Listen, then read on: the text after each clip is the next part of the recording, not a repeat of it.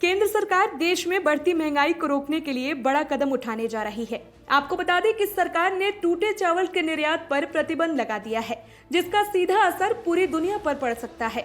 भारत टूटे चावल का सबसे बड़ा निर्यात करने वाला देश है।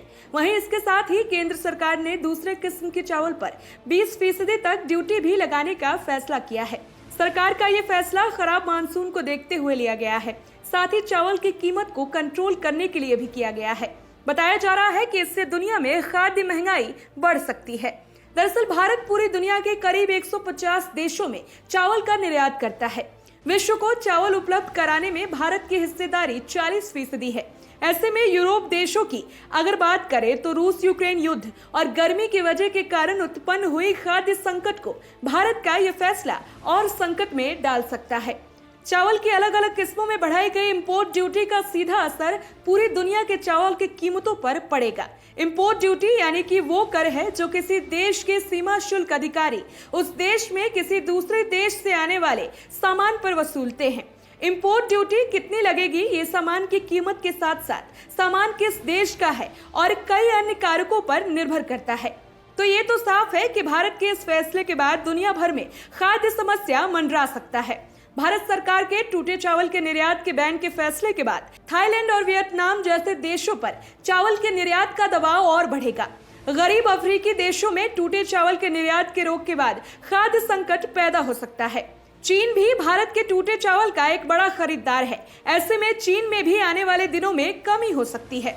आपको बता दें कि पूरी दुनिया में भेजे जाने वाले चावल में भारत का हिस्सा 40% है, जिसके बाद थाईलैंड, वियतनाम, पाकिस्तान और म्यांमार का नंबर आता है। पाकिस्तान में बाढ़ के कारण भी सप्लाई पर इसका असर पड़ सकता है। ऐसे में विश्व में कई जगहों में चावल की कमी हो सकती है। चावल निर्यात पर किस तरह से रोक लगाई गई है, आइए आपको विस्तार में बताते हैं।